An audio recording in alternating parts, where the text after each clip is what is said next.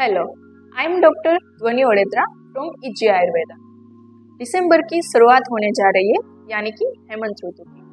और हेमंत ऋतु में हमारे आयुर्वेद में ऐसा कहा गया है कि शीते शीत अनिल स्पर्श संरुद्धो बलिनाम बलि पक्ता भवंती हेमंते द्रव्य मात्रा गुरुक्षम।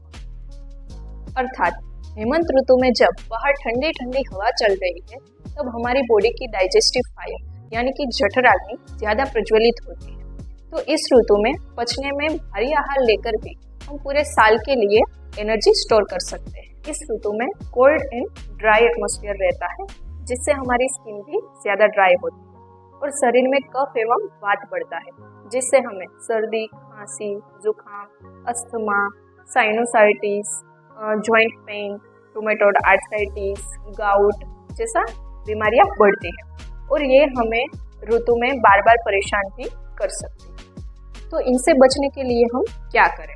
पहला है आंवला का प्रयोग। जैसे आम आते ही हमें पता चल जाता है कि समर आ गया है, तो वैसे ही आंवला को देख के ही हमें समझ जाना चाहिए कि विंटर आ गया। आंवला का हम कई तरह से प्रयोग कर सकते हैं, जैसे कि आंवला का मुरब्बा, आंवला की कैंडी, आंवला का जूस, आंवला का चूर्ण एक्सेट्रा। आंवला को त्रिदोषहर कहा गया है, यानी कि उसकी जो खटास है वो वातनाशक है, उसका जो मधुर रस है वो पित्तनाशक है और उसका कषाय रस है वो कफनाशक है। उसको चक्षुष्य भी कहा गया है, यानी कि वो आंखों के लिए फायदेमंद। बालों का झड़ना, कम उम्र में बाल का सफेद होना, एनीमिया यानी कि ब्लड में हीमोग्लोबिन की कमी, उसको वो कई हद तक ठीक करता है। वो डायबिटीज में भी बहुत फायदेमंद है। दूसरा है तिल। तिल का तेल हमारे आयुर्वेद शास्त्रों में बेस्ट कहा गया है, जो कि जॉइंट पेन, टूथ एक, ईयर एक में फायदेमंद। तिल तेल में विटामिन ई होता है, जो मार्केट में अवेलेबल कोई भी body lotion, moisturiser, winter cream से ज़्यादा इफेक्ट देता है और हमारी स्किन को हेल्दी रखता है। कुछ साल पहले जब सर्दी, जुकाम जैसी बीमारियां होती थी, तो हमारे बुजुर्ग सूंठ, गुड़, घी की छोटी छोटी गोलियां बनाकर ले लेते थे और अच्छे से ठीक भी हो जाते थे। खजूर का प्रयोग भी हम इस सीजन में भरपूर मात्रा में कर सकते हैं। वो जॉइंट पेन, एनीमिक कंडीशन यानी कि ब्लड में हीमोग्लोबिन की कमी, उसको अच्छी तरह से ठीक करता है, क्योंकि खजूर में विटामिन डी, कैल्शियम, लौह तत्व, विटामिन ए वगैरह रहता है। और इसके अलावा हम बाजरी, उड़द, गेहूं का भरपूर मात्रा में प्रयोग कर सकते हैं। तो हम बात करते हैं किन चीज़ों का प्रयोग हमें नहीं करना।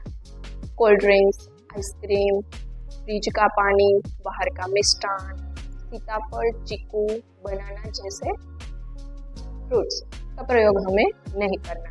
ये तो हो गई स्वास्थ्य को ठीक रखने की बात। लेकिन जब हमारा स्वास्थ्य बिगड़ता है तो हम क्या करें? जैसे कि अगर सर्दी जुकाम हो गया है तो हम क्या करें? तो भूख लगे तभी खाना है।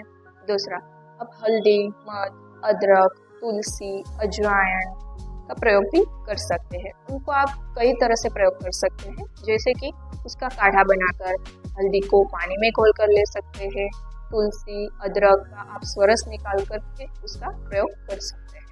और इससे भी ठीक ना हो तो किसी वैद्य की सलाह के अनुसार आपको मेडिसिन लेनी चाहिए, जैसे कि सीतोपलादी, तालीसादी, लवंगादी वटी, एलादी वटी, वासा अवले, कई सारे मेडिसिन है। लेकिन कौन सी मेडिसिन किस अवस्था में आपको असर करेगी वो आपको कोई वैद्य ही बता सकता है। जिनको श्वास की तकलीफ है, अस्थमा, साइनोसाइटिस की वजह से एलर्जिक रिएक्शन आता है, वो किसी वैद्य की सलाह के अनुसार मेडिसिन ले सकते हैं या आप हमारा कॉन्टेक्ट भी कर सकते हैं। अभी विंटर में जिनको पास्ट में चिकनगुनिया, आर्थराइटिस या और भी कोई रीजन की वजह से जॉइंट पेन वगैरह होगा तो वो बढ़ेगा।